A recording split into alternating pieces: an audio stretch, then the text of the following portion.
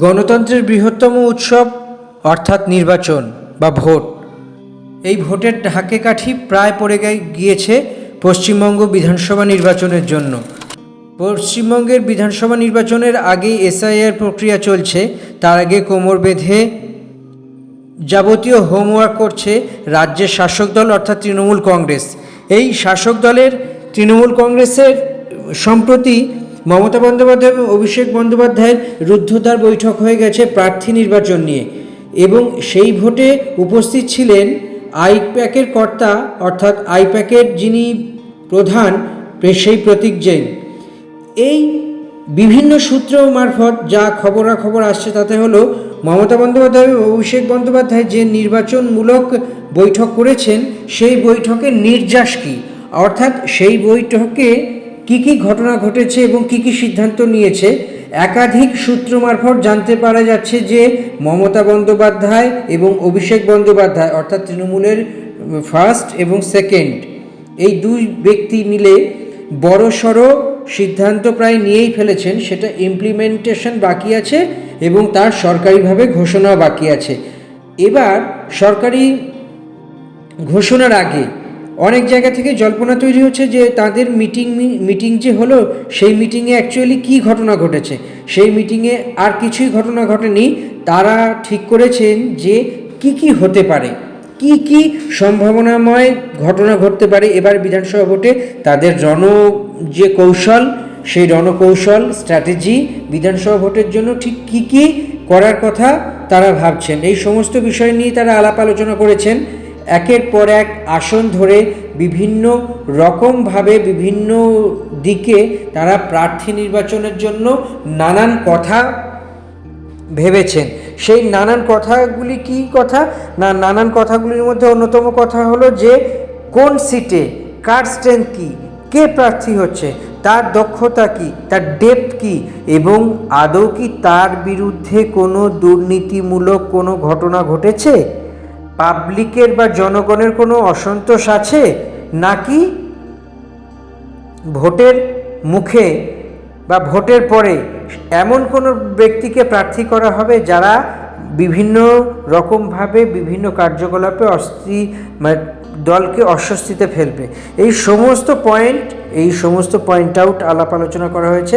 তবে যতটুকু জানতে পারা যাচ্ছে যে এই বিধানসভার যে ভোট আসছে সেই বিধানসভা ভোটে অত্যন্ত বড়সড় সিদ্ধান্ত নিতে চলেছে রাজ্যের শাসক দল তৃণমূল কংগ্রেস। কেননা এবার অনেক হেভিওয়েট মন্ত্রী এবং বিধায়ক সম্ভবত টিকিট পাবেন না। তরুণ এবং নবপ্রজন্ম অর্থাৎ নতুন অনেক নবীনকে এই তালিকায় দেখতে পাওয়া যেতে পারে। এবং জানতে পারা যাচ্ছে এক টিভি সিরিয়াল অভিনেত্রী এবং এক গায়িকা, অত্যন্ত জনপ্রিয় গায়িকা, যিনি তৃণমূল কংগ্রেসের সম্প্রতি জয়েন করেছেন, তিনি এবার প্রার্থী হতে পারেন। তো এই সমস্ত জল্পনা আর কল্পনা চলতেই থাকছে। অভিষেক বন্দ্যোপাধ্যায় এবং মমতা বন্দ্যোপাধ্যায়ের মধ্যে যে মিটিং হয়ে গিয়েছে সেই মিটিংয়ের দলের জন্য এবার কি কি হতে পারে, কি কি না হতে পারে, আগের বারের অর্থাৎ 2021-এর ভোটে কি কি পদক্ষেপ চলছে, কি কি পদক্ষেপ নেওয়া হয়েছিল যেগুলো ততটা স্যাটিসফ্যাক্টরি নয়, এবং কি কি পদক্ষেপ এবারের ভোটে নেওয়া হবে, এই সমস্ত বিষয়গুলোই একাধিকভাবে একাধিক পথে চলতে শুরু করেছে। তার আগেই আমাদের জেনে রাখা দরকার যে মার্চের প্রথম সপ্তাহেই মোটামুটিভাবে নির্বাচন কমিশনের ফুল বেঞ্চ নির্বাচন সংক্রান্ত নির্ঘণ্ট বা কটা ফেজে কটা দফায় পশ্চিমবঙ্গে ভোট হবে এবং কবে কবে ভোট হবে, কবে থেকে শুরু হবে, এবং তার জন্য কবে থেকে আধা সেনাবাহিনীর টহল এবং নির্বাচন প্রক্রিয়া সুষ্ঠু করার জন্য যে যে বিষয়গুলোকে মাথায় রাখতে হয় সেই বিষয়গুলোকে মাথায় রেখে তারা কবে কি ঘোষণা করবেন, এই সমস্ত বিষয়গুলো এখন শুধুই অপেক্ষার সময়ের। প্রায় মনস্থির হয়ে গেছে কাদের প্রার্থী করা হবে, প্রায় মনস্থির করা হয়ে গেছে কোন আসন থেকে কাদের প্রার্থী করা যেতে পারে। তো এই সমস্ত বিষয়গুলো একের পর এক করে গুছিয়ে নিচ্ছে আর রাজ্যের শাসক দল তৃণমূল কংগ্রেস একের পর এক গুছিয়ে নিচ্ছে এই বিষয়গুলো। তার মধ্যে কি গত বছরের পর এবছর অর্থাৎ 5 বছরের পর বিধানসভা যে ভোট হচ্ছে, সেই বিধানসভা ভোটে সব থেকে বেশি তরুণ তুর্কিকে মাঠে বা ময়দানে নামাতে চাইছেন তৃণমূলের সেনাপতি অর্থাৎ অভিষেক বন্দ্যোপাধ্যায় এবং তৃণমূলের সর্বময় কর্ত্রী তৃণমূল সুপ্রিমো মমতা বন্দ্যোপাধ্যায় দেখিয়ে নিচ্ছেন, বাজিয়ে নিতে চাচ্ছেন যে আগামী দিনে কি হতে চলেছে।